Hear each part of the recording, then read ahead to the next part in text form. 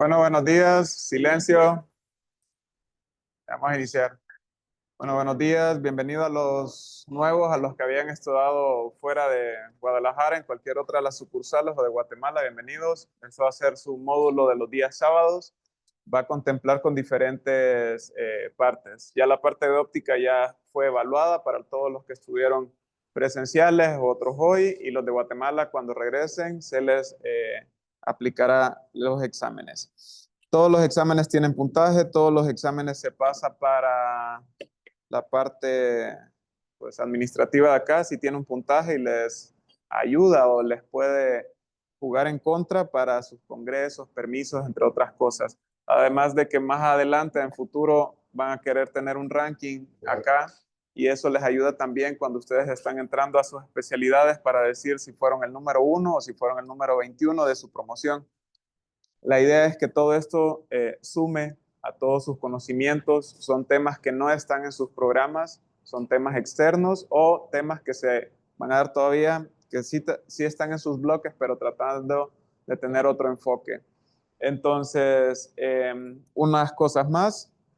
A los que no saben, hay un concurso de fotografía a través de la plataforma o la compañía de Alcon, que es con sus lubricantes Systane. Pueden tomar fotografías del antes y el después de cualquier tipo de tratamiento donde ha sido utilizado estos productos y vemos la mejoría. Nombre, apellido, los requisitos están en la fotografía que les envié al grupo y si va a tener premios, cada una de las categorías. El primer lugar de cada uno, Complete, Systane, Hidratación. Segundo, hay casos clínicos. Los casos clínicos los presentan los residentes de investigación acompañados con un residente de primer año. Si quiere ir acompañado de un residente de segundo año, está bien, no es necesario, ya es opcional si un R2 los quiere acompañar, pero R0, R1. ¿Cuándo se hace? Cuando tengamos la disponibilidad, me pueden enviar los casos clínicos y para presentarlos. El que se coloca aquí enfrente presenta su caso clínico y vamos haciendo la marcha diagnóstica. La persona que está aquí enfrente, con todo el respeto, se le va a hacer las diferentes preguntas para ver en su marcha diagnóstica cómo llegó a eso, si es correcto, si es incorrecto y si hay alguna modificación que quisiera hacer ya una vez pues discutiendo esto. Vemos cuáles son los aciertos y cuáles son los errores. ¿Por qué? Queremos saber si estamos teniendo buenas marchas diagnósticas y si ya están siendo valederos por sí solos. Y por último, examen el último sábado de cada mes, ¿ok? Todos los que están aquí se hace de manera presencial, los que están afuera de manera de Sócrates. Los de Guatemala, pues cuando regresen. Ok. Entonces, el tema de hoy va a ser tratamiento, adelgazamiento de las lisis, perforaciones corneales. Creo que es un tema que propiamente no lo tienen, que tal vez de manera indirecta lo han estudiado, espero, pero vamos a hablar un poquito de eso. Entonces, en cuanto a su definición, va a ser el adelgazamiento de la córnea, ya sea de la manera total o parcial. ¿Y el objetivo cuál va a ser en esto? Restablecer la integridad tectónica del globo. Como recordamos, siempre es la vida, luego el órgano y por último la visión, salud. Entonces, ¿qué queremos hacer nosotros? Evitar el menor daño o darle el mejor pronóstico a nuestro paciente. Como pueden observar acá, acá está completamente adelgazado. Entonces tenemos un punto casi de perforación. En esta segunda imagen podemos observar acá algo que está haciendo un recubrimiento, que puede ser desde una membrana amniótica, puede ser un colgajo o puede ser un parche con cianocrilato o de alguna otra córnea donadora. Entonces, ¿de qué nos podemos ayudar? De diferentes técnicas, de diferentes tratamientos, ya sean médicos, quirúrgicos, mixtos, ya sea para un tratamiento definitivo o para un tratamiento de sostén y a un segundo plano poder hacer un segundo abordaje quirúrgico.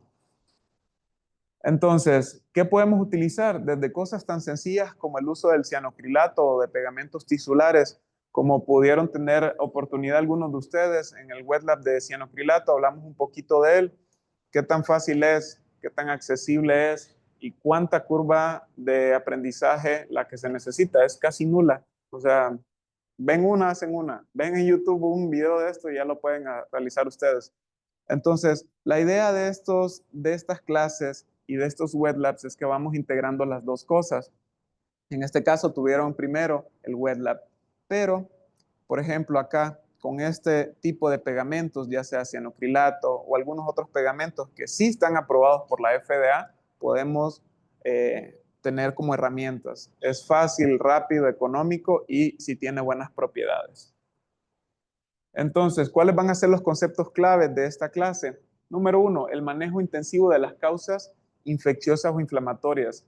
Se van a dividir en dos grandes grupos en estos pacientes. Número uno, los pacientes con un cuadro infeccioso.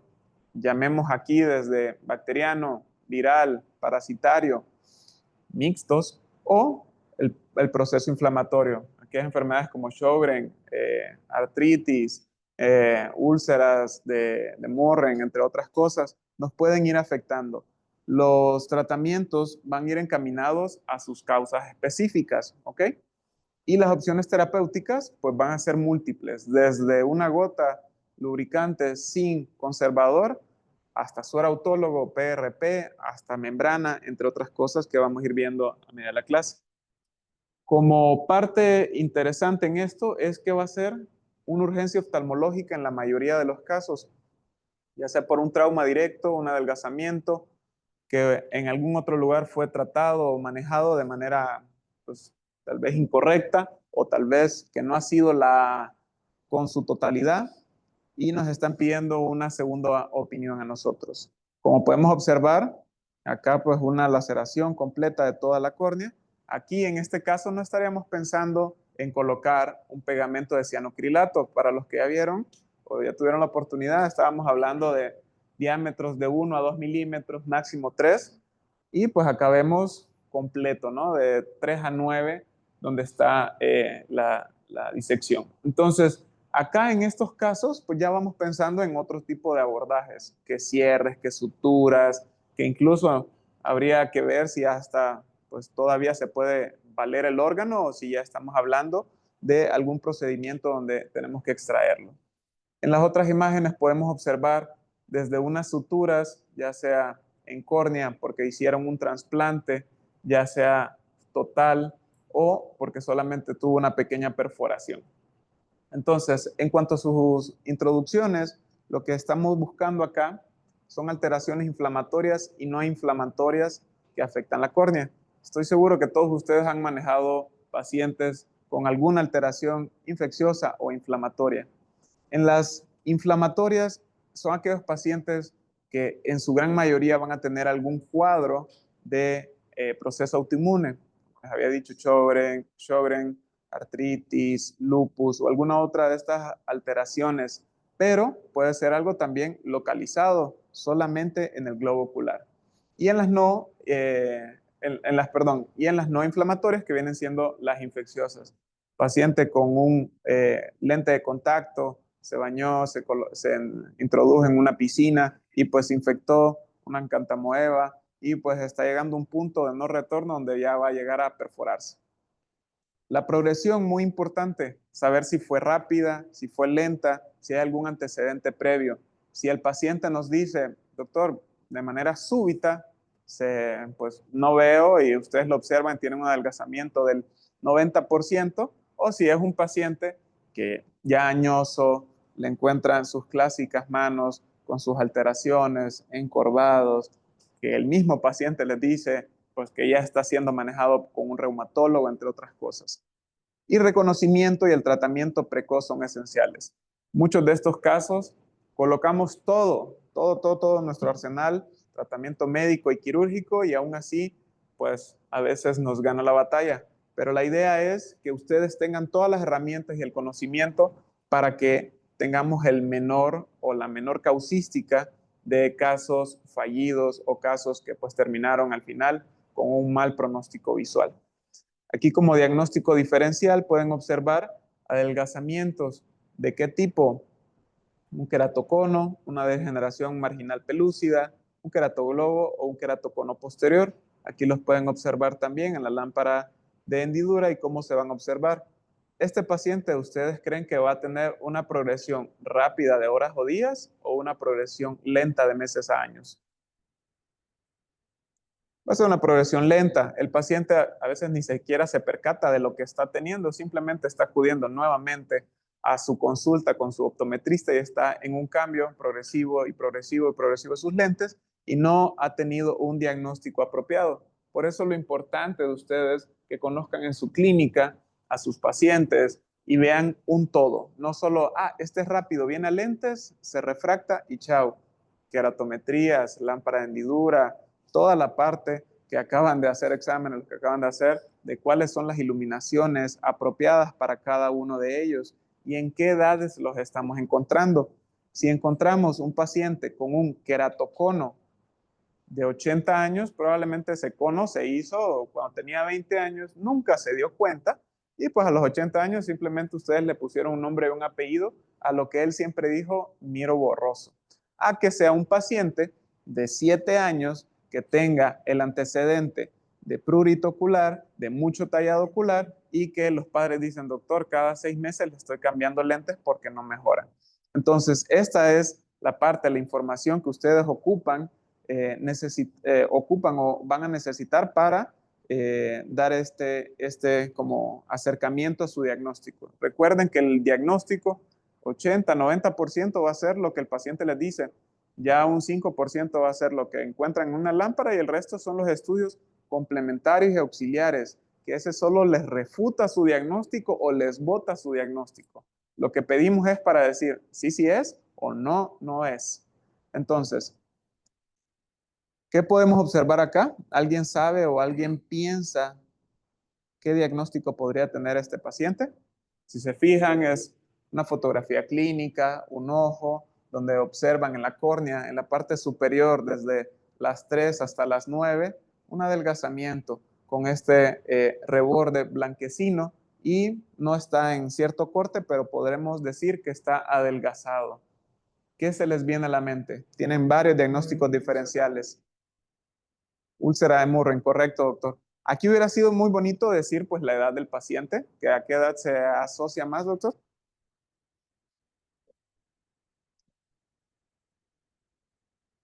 ¿No? ¿Alguien?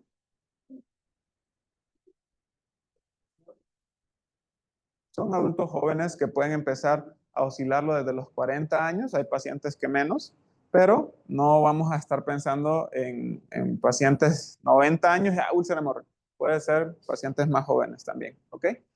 Entonces, el adelgazamiento corneal no inflamatorio, en estas podemos encontrar desde ectasias, queratoconos, degeneraciones marginales pelúcidas, queratoglobos y en algún grado la complicación rara pero grave de cirugía refractiva.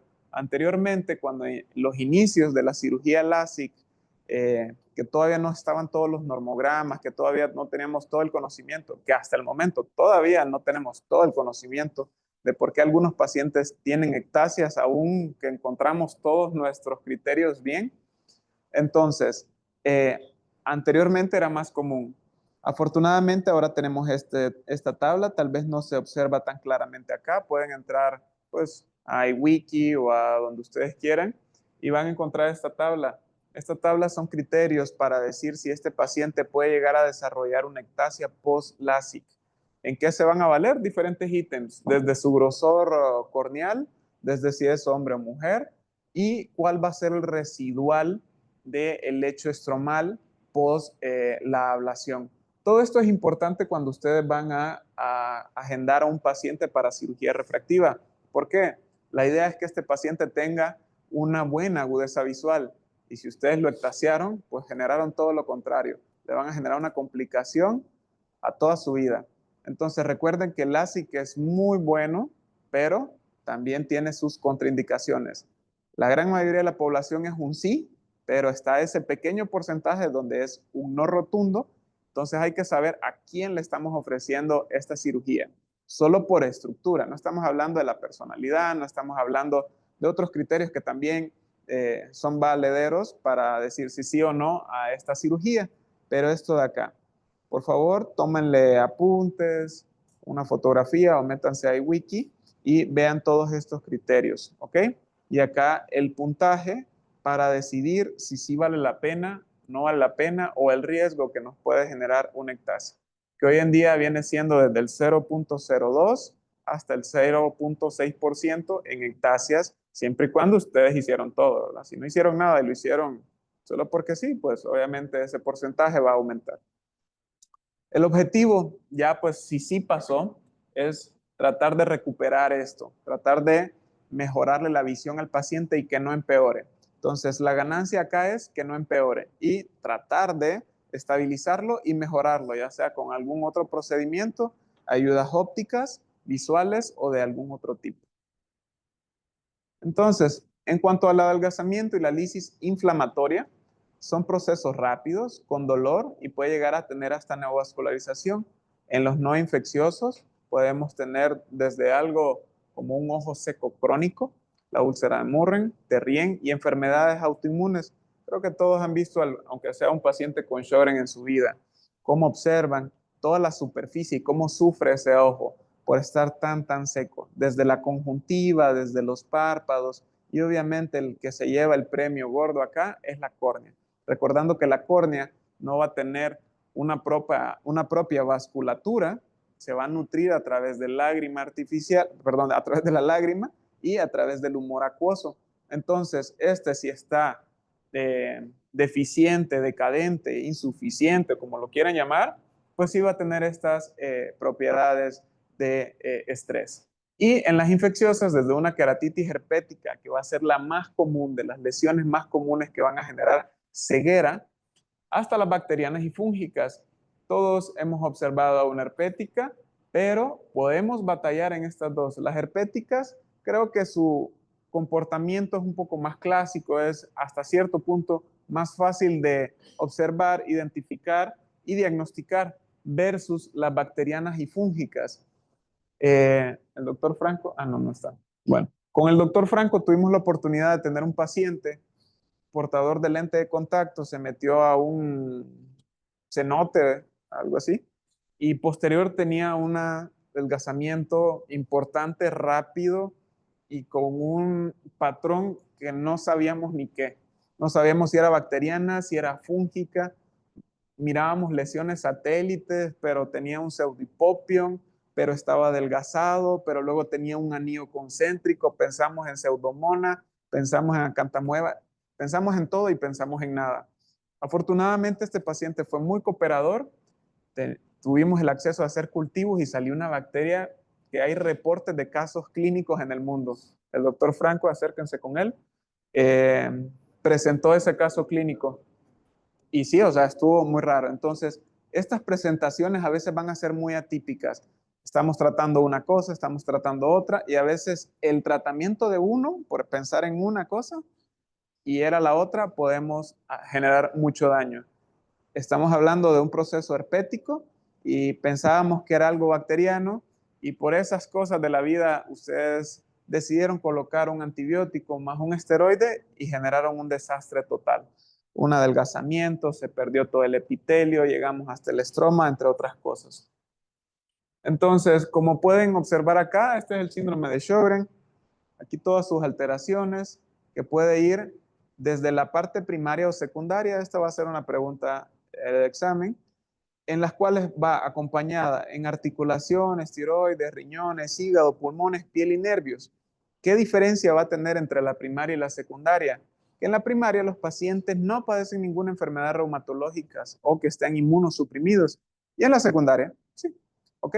Entonces, un paciente con Sjögren, nosotros cuando lo encontramos deberíamos solicitar un abordaje también por reumatología. ¿Para qué? Para tener esto, ¿no? Una clasificación correcta, si es primario o no. Porque los criterios para la enfermedad o síndrome de Sjögren van a ser oftalmológicos y van a ser sistémicos. Entonces, no todo lo hacemos nosotros. Tiene que ir acompañado de un reumatólogo, acordándonos también que, aunque ustedes traten muy bien el globo ocular, si este paciente no está tratado de manera sistémica, ustedes no van a lograr tener el mejor beneficio para este paciente. En su clínica, desde boca seca, ojo seco, piel seca, dolores en articulaciones, inflamaciones o dificultades para tragar, recuerden lo de la parótida también, entre otras cosas. Entonces, ¿cuál va a ser en sí el tratamiento médico? O el primer abordaje va a ser siempre médico. Entonces, Lo ideal es local. Iniciamos siempre nosotros con lo más sencillo y vamos avanzando siempre en un escalón a la vez. Desde local podemos utilizar lubricantes. Cabe pues recalcar que sean siempre sin conservadores, porque si tenemos un problema de epitelio o ya de un defecto epitelial persistente o alguna otra alteración o lisis, siempre vamos a irnos buscando todo que sea libre de conservadores. Todo, todo, todo. Y la lágrima artificial, pues, una de las principales. Pero va a ser desde lubricantes, oclusión puntual, lentes terapéuticas. Aquí podemos hablar de un lente de contacto si es que amerita. Algunos antibióticos como la doxiciclina. ¿Alguien sabe por qué? Va a inhibir las metaloproteinasas. Entonces, tenemos dos ayudas acá. Una, pues al fin y al cabo es un antibiótico. Nos ayuda en esa parte. Y dos, nos está ayudando a inhibir las metaloproteinasas, entonces que la lisis sea en un menor grado. Entonces, no es que no va a dejar de disminuir, pero disminuye menos. O vamos ralentizando este cuadro, o incluso podemos congelarlo. O podemos llegar a hacer hasta una tarsorrafia, que viene siendo el pliegue o un cierre de párpados para que tenga un mejor acercamiento todo el resto de tratamiento. Lo sistémico siempre va de la mano. Si estamos hablando de un paciente que está teniendo un cuadro autoinmune, pues los esteroides, ya sea sistémicos, orales, IV, de depósito, y todos estos van a tener un papel fundamental. Los biológicos también, entre otras cosas. Entonces, siempre de la mano con aquel otro especialista que nos pueda ayudar más, ya sea un internista, un reumatólogo. No tengan pena también para solicitar ayuda con un ubiólogo, o en algunos lugares existe también la parte de superficie ocular. Quienes son muy duchos y muy buenos en esto, la Sociedad de Argentina de Superficie Ocular. Vean sus clases, están muy bien. La gran mayoría ahí tiene un poquito de sesgo, son patrocinadas por POEN, pero dan muy buenas charlas, ¿ok? Y en la parte infecciosa, obviamente, tratar la causa específica, si es un cuadro bacteriano, si es algo viral, si es antifúngico o qué. Recordando que todo lo que vamos a introducir al globo ocular tiene barreras, desde la lágrima, desde el epitelio, toda la barrera de la córnea, el humor acuoso, y pues si ya estamos teniendo un proceso ya hasta incluso de una endoftalmitis, todo su humor acuoso, su humor vítreo y la barrera hematorretiniana. Pero si estamos hablando ahorita en la parte de enfrente, en la córnea, pues va a ser todo lo de la superficie, sus párpados, sus anexos, cómo está, si hay una blefaritis o no, todo eso influye. Toda la parte de superficie ocular es muy importante para tratarlos. Y por último, el uso de los corticoides es muy debatido si sí, si no. Aquí la idea no es si sí o no. No hay que satanizarlos, pero hay que saber utilizarlos en la manera apropiada.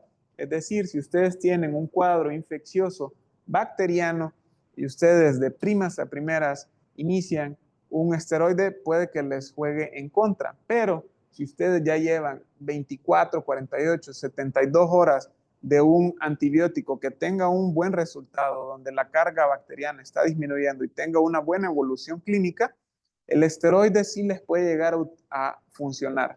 Por eso se dice uso controvertido, no por el hecho de que no se pueda utilizar, sino que es cuándo se va a utilizar. Recordando que todo esto, al final, pues sí es un proceso infeccioso, pero de manera indirecta va a tener un cuadro inflamatorio a la par. Entonces, por eso esta parte. Acá les traigo un cuadro, creo que ya todos lo han observado, es el del DIUS 2, ya, pues ya salió incluso el DIUS 3, pero no va cambiando mucho. ¿Por qué? Porque al fin y al cabo la enfermedad viene siendo lo mismo, lo que vienen encontrando son nuevos hallazgos de tratamientos. Entonces, acá vamos a encontrar desde un proceso de acuodeficiente hasta algo evaporativo. ¿Y por qué les hablo de algo de lubricantes y antes les estaba hablando de antibióticos? Porque todo tiene que ir de la mano, desde su lubricante, su antibiótico, si es que van a utilizar el esteroide, si van a hacer una tarsorrafia, todo va de la mano. Si es un paciente que tiene Sjögren o el síndrome, si es primario o secundario, pues ya sabemos, tenemos que ir acompañados de nuestro reumatólogo o biólogo o quien nos pueda ayudar. si es un no-Sjögren, si es por deficiencia de lágrima, si es por alguna obstrucción en alguna glándula, si es reflejo, si está acompañada de alguna droga sistémica. Recuerden cuánto medicamento tomado puede tener alguna afectación a nivel de superficie ocular, desde los antihistamínicos, desde medicamentos para derma, nos pueden generar todas estas afectaciones. Entonces, preguntar al paciente también qué más está utilizando y todo aquello que no sea necesario retirarlo por el hecho de que nos puede estar jugando en contra. Si es evaporativo, si es intrínseco o extrínseco, y ver todas las alteraciones que nos puede tener y hacer un manejo en conjunto en cada uno de estos niveles si es que amerita. Si tienen algún proceso de malnutrición, hoy en día no solamente los pacientes pues delgados o que tengan caquexia o desnutrición, aquellos pacientes que hayan sido sometidos a cirugía bariátrica y que tengan un síndrome de mala absorción gastrointestinal pueden estar desnutridos y tener un peso ideal, por así llamarlos, y tener una deficiencia de muchos nutrientes. Y al final la vitamina A es una de las que nos va a generar eh, eh, a favor. Nuevamente un cuadro que creo que ya todos los han visto, cómo los lubricantes de diferentes espectros nos van a ayudar, si va a ser por deficiencia acuosa, mixto o evaporativo, que va a ser el más común, si vamos a utilizar un único lubricante o si vamos a utilizar lubricantes duales que tengan algunas otras propiedades, como la tialosa, como las propiedades del tamarindo o cualquier otro medicamento que nos ayude a la reepitelización o que la epitelización avance o funcione de mejor manera. ¿Okay? En cuanto a los tratamientos quirúrgicos, podemos ir desde lo más sencillo hasta lo más agresivo, que puede ser un trasplante corneal.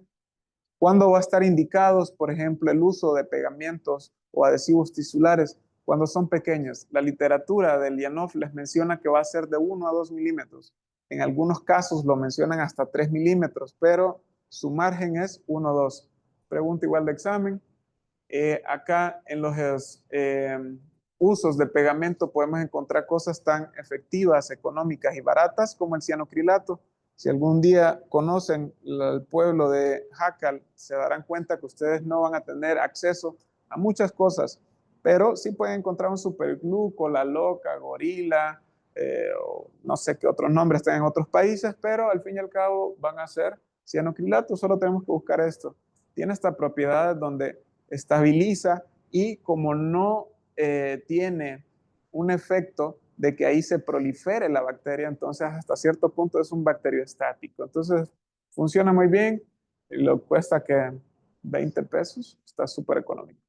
La técnica es fácil, creo que aquí a todos los que tuvieron la oportunidad lo hicieron, todos lo hicieron a la primera, todos les salió muy bien, entonces se dan cuenta que la curva de aprendizaje es casi nula. Simplemente es desbridar el tejido que está alrededor de 1 a 2 milímetros para que éste tenga una mejor adherencia y se coloca la gota del cianocrilato o el pegamento que vamos a utilizar. Puede ser de manera directa a través de micropipetas o puede ser a través de alguna aguja donde pues de manera controlada vamos a colocar nuestro pegamento. La ventaja de las micropipetas es que pues si se seca ese pedacito lo podemos quitar y podemos todavía usar un poco más. Versus en el émbolo pues se nos va a pegar en todo esto. De igual manera pues como son tan económicas pueden utilizar hasta otro botecito y no pasa nada. ¿Ok? Lo único es que hay que tener una aplicación controlada. Si ustedes colocan mucho, pues se va a esparcir de manera incontrolada y pues se va a llenar todo el tejido de este pegamento, que al fin sí vamos a sellar todo, pero este va a generar un cuadro irritativo, inflamatorio hasta cierto punto, y es justo lo que no queremos. Entonces solo hay que colocar lo que necesitamos, que viene siendo 1, 2 gotas, y lo podemos hacer en una capa o en diferentes capas. Lo podemos acompañar también de algo externo, como desde una membrana amniótica, para que nos dé mayor soporte. O podemos hacer un acercamiento como tipo colgajos. ¿Y qué complicaciones? Como pueden observar acá, las neovascularizaciones, pueden haber aumentos de las presiones intraoculares y toxicidad si este pues migra desde la parte anterior a la posterior. Y pues si ya estamos hablando de tamaños o defectos más grandes, podemos irnos desde un injerto de parche corneal, útiles en perforaciones de pequeñas a medianas, arriba de 2 milímetros, 3 milímetros, 5 milímetros, y ya no la estamos jugando mucho, o queratoplastías penetrantes tectónicas para perforaciones amplias, o el uso de membranas amnióticas, útiles en perforaciones menores de 1.5. Se puede utilizar la membrana amniótica incluso para hacer un recubrimiento total del globo ocular. ¿En qué casos? Aquellos pacientes que han tenido una quemadura total, deficiencia de células limbares completas, esta nos puede generar un auxilio o una ayuda por mientras conseguimos alguna otra córnea o algún otro procedimiento. O en algunos lugares de primer mundo donde tienen acceso a córneas de manera inmediata, ustedes pueden utilizar pequeños parches de córnea, es decir, no hacer una QPP completa, sino que solo sectorial, algo pequeño, ¿ok? Como pueden observar acá, este no es un trasplante de toda la córnea, sino que es solamente de un pequeño sector. ¿Qué beneficio nos da? Entre más pequeño, menos tasas de rechazo. Y dos, pues la óptica. La óptica va a ser mucho mejor en aquel paciente que conserve su propio tejido a que estemos colocando un tejido externo.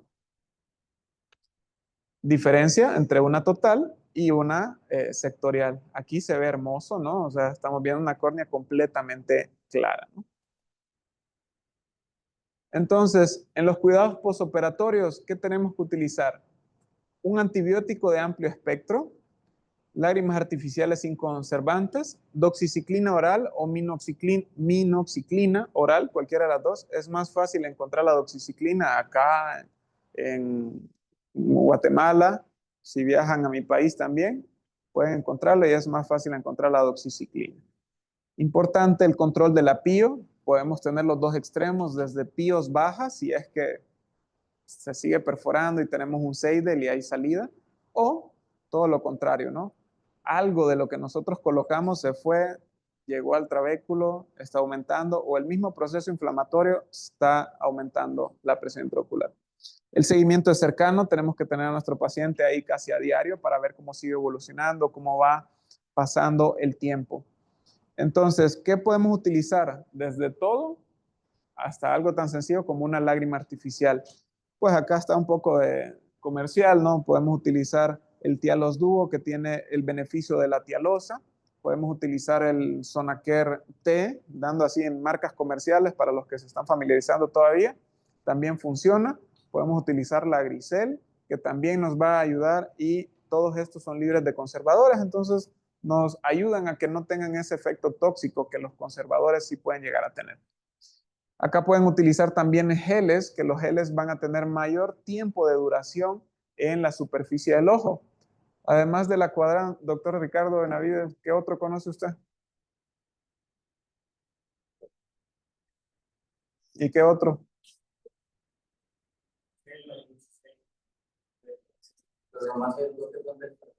Exacto, entonces ustedes pueden utilizar diferentes geles para ayudarse con todos sus productos. Pueden utilizar desde aquí nombres comerciales, el Aquadran, Cornergel, para mejorar.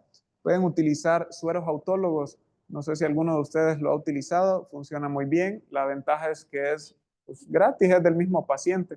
La desventaja es que sí es molesto y que a veces no es el mismo paciente el que va a utilizar su propio plasma. ¿Por qué? Si es un proceso autoinmune, todas esas propiedades que están en contra de su mismo organismo, ustedes se las van a llevar al ojo. Entonces, en ese caso tiene que ser un familiar, idealmente de primer grado consanguíneo, para que tenga un buen efecto, ¿no? Porque si es un paciente con un Sjögren y que tiene todo su cuadro activo y ustedes le hacen un suero autólogo de ese mismo paciente, no va a tener un mejor efecto a que si es de algún otro familiar. Entonces la desventaja es eso, ¿no? La incomodidad de pedirle a un paciente, oye, ve y dona y que te lo centrifuguen y todo. Se puede utilizar en diferentes diluciones o en diferentes porcentajes, sería la palabra apropiada. Puede ser desde el 20%, el 25%, 50%, 75% o el 100%. Diferentes literaturas les mencionan que de arriba del 50 al 75% no tiene mayor efecto. Es decir, poner el 100% a poner 75% no genera mayor efecto, pero sí genera mayores molestias. Entre más, eh, exactamente, más molesto va a ser el paciente, lo va a sentir como un líquido pesado, incluso lo refieren como que tuvieran sensaciones de cuerpo extraños. O 20, 30 y 50. Exacto. Entonces, el aumentar no es que, el 100% va a ser mejor. El que más se utiliza viene siendo el de 20%. O pueden usar PRP, que viene siendo todavía del suero. Este pedacito de acá, que viene siendo la diferenciación de estos dos, lo pueden hacer de manera centrifugada. Y justo ese pedacito. La gran diferencia de eso es que todavía aquí hay mejores propiedades antiinflamatorias. ¿Ok? Se puede realizar incluso. Hay unos que funcionan de manera comercial, que tienen esas propiedades, hay unos que no. Y la gran diferencia es que el que lo va a sacar tiene que saber cómo extraer esto, porque si no, pues, está sacando glóbulos rojos o el plasma. Un mundo ideal se hace así como menciona el doctor Muñoz, pero si no, lo pueden hacer de esa otra manera. Tienen que decirle al paciente que no coma grasas, que coma lo más saludable posible, una buena hidratación y todo para que el plasma sea también rico, bueno y que tenga mejores propiedades. Entonces, eso. Pueden utilizar coadyuvantes como la vitamina C, que puede ser desde 500 miligramos, 1 gramo, 2 gramos. Sobrepasando los 2 gramos no tiene un beneficio, solo empieza a generar más molestias gastrointestinales, que si su reflujo o si incluso si el paciente tiene antecedentes de delitos renales, entre otras cosas. Entonces, no sobrepasar 2 gramos. Si ya estamos queriendo hacer más, pues mejor busquemos otra alternativa. El uso pues, de las tetraciclinas como la doxiciclina está súper bien. Y el uso de los esteroides. Aquí, como les había mencionado previamente, es controversial cuándo utilizarlo y en qué momento. El paciente ya lo impregnamos de algún antibiótico, tuvo una buena evolución de esto y podemos utilizar esteroides, ¿ok? Siempre y cuando lo amerite y tengamos una buena evolución. Entonces, ¿cuál es el mensaje de todo esto? Utilizar toda nuestra herramienta y nuestros arsenales para evitar una perforación, manejar a nuestros pacientes antes de llegar a un procedimiento quirúrgico, ya sea desde lubricantes, ya sea desde uso de geles, la vitamina C, ya sea la doxiciclina, entre otras cosas. ¿En qué caso los vamos a encontrar? Procesos infecciosos, no infecciosos y en algunos casos, pues como coadyuvante posteriores a un trauma. No todos los pacientes van a ocupar todo. Entonces, individualicen sus casos, cada paciente es un mundo y un universo diferente, entonces tengan eso en cuenta. Y como cosas extras, pueden decirle al paciente también, evitar alimentos proinflamatorios, una dieta rica en antioxidantes, la vitamina C, la vitamina E, todo lo alimento, todo lo que él está ingiriendo también va a ayudar. Que si agregar, por ejemplo, colágeno hidrolizado a la vía oral, realmente no funciona, a menos de que tenga una quemadura en piel, en párpados y anexos, podría tener algún beneficio. No hay evidencia científica que diga sí, pero pues no le genera un mayor daño. Obviamente, usar cosas extras como lentes oscuros para la fotosensibilidad, para evitar la barrera del aire, del viento también. En las noches pueden agregar también antifaz si el paciente duerme con los ojos abiertos, colocar incluso pequeños parches para poder cerrar, o el uso de cámaras húmedas, humidificadores, cambio en el ambiente, evitar pues el tabaco, entre otras cosas. Esto siempre es un todo, hay que investigar siempre a nuestro paciente de inicio a fin para que tengamos mejores resultados. Y acá dice, desde procesos graves y urgencias oftalmológicos, el manejo integral, causa y soporte local y restauración tectónica. Es decir, a veces es congelar el cuadro para un segundo tiempo, ya sea un trasplante total, parcial, entre otros. Y opciones de adhesivos, injertos, trasplantes totales o el uso de membranas amnióticas. Y siempre el seguimiento va a ser estrecho hasta que salgamos de las penumbras o del cuadro agudo de este paciente. ¿Dudas o preguntas que tengan sobre esto en específico? ¿No? Yo creo que Adelante. mencionar los enfoques como la luz pulsada o la luz modulada para el tratamiento de los o está estudiando también el efecto antiinflamatorio que tiene la luz modulada sobre precisamente condiciones inflamatorias crónicas como inhalaciones, pulmonitis. Y pues importante también mencionar las medidas generales como el calor local. Sí, todo ayuda. Como había mencionado anteriormente, es un global. Lo de la luz, lo de todo lo que acaba de mencionar el doctor, vale la pena utilizarlo. A veces es en el momento cuándo lo vamos a utilizar.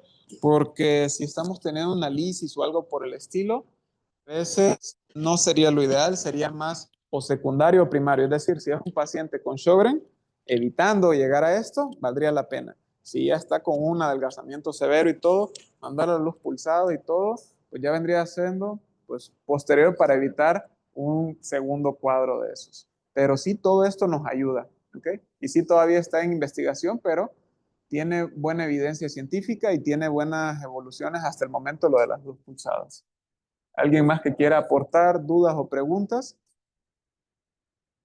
¿No? Bueno, la próxima clase, igual las clases terminan hasta las 8:15, ya nos pasamos unos minutos. Vamos a dar pues su discusión del examen a los que lo hicieron el día de hoy y en el transcurso de la mañana pues les damos los resultados. Gracias. ¿Va usted la discusión? No.